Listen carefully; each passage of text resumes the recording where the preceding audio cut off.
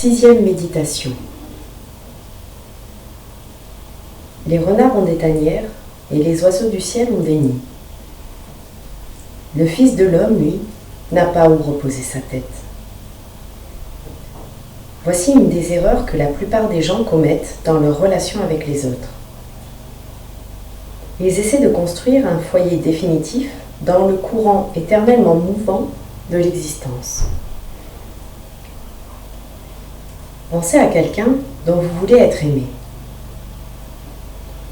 Voulez-vous occuper une place importante et essentielle dans la vie de cette personne, lui être très chère?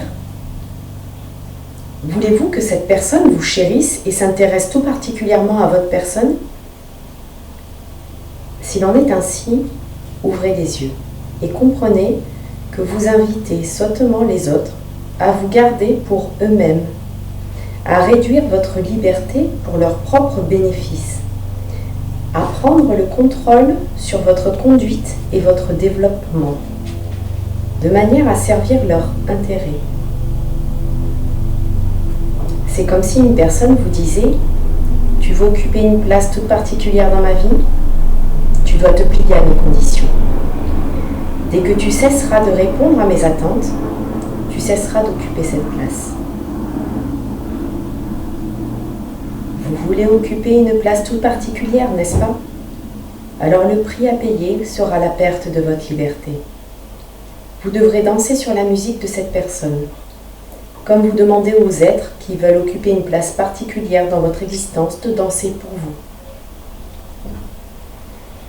Demandez-vous à présent si cela vaut le coup de payer un tel prix pour un si piètre résultat. Imaginez que vous dites à la personne dont vous souhaitez être aimé « Laisse-moi la liberté d'être moi-même, d'avoir mes propres pensées, de vivre selon mes goûts, de suivre mes inclinations, de me conduire comme je l'entends. » Au moment même où vous prononcerez ces paroles, vous vous rendrez compte que ce que vous demandez est impossible. Vouloir occuper une place toute particulière dans la vie de quelqu'un signifie essentiellement que l'on doit s'appliquer à plaire à cette personne. C'est ainsi que l'on perd sa liberté. Prenez tout le temps qu'il faut pour comprendre cela. Mais peut-être êtes-vous prêt à dire « Je préfère ma liberté à ton amour ». Si vous aviez le choix entre vivre en prison avec quelqu'un et parcourir le monde tout seul, que choisiriez-vous?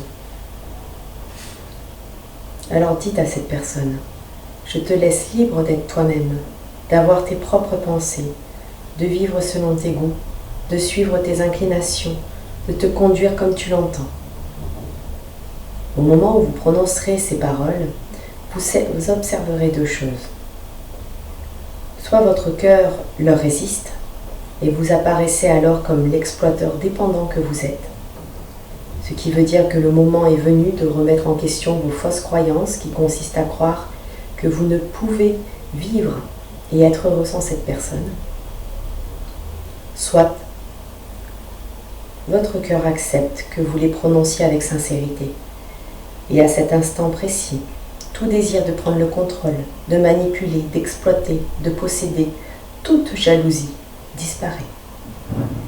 Je te laisse libre d'être toi-même, d'avoir tes propres pensées, de vivre selon tes goûts, de suivre tes inclinations, de te conduire comme tu l'entends. Et vous remarquerez alors ceci, la personne cessera automatiquement d'occuper une place particulière, une place importante dans votre vie. Et son importance deviendra celle d'un coucher de soleil ou d'une symphonie, qui sont beaux en eux-mêmes, comme un arbre est unique par sa nature même, et non à cause du fruit ou de l'ombre qu'il peut offrir. Votre bien-aimé cessera d'appartenir à une seule personne, il ou elle appartiendra à tous et à chacun, comme l'arbre et le coucher de soleil. Essayez maintenant de redire ces mots, je te laisse libre d'être toi-même, etc. En les prononçant, vous vous libérez vous-même. Vous êtes maintenant prêt à aimer. Lorsque vous vous accrochez, ce que vous offrez à l'autre n'est pas l'amour, mais un lien qui vous enchaîne l'un à l'autre. L'amour n'existe que dans la liberté. L'amoureux véritable recherche le bien de la personne aimée, qui qui requiert avant toute chose sa liberté.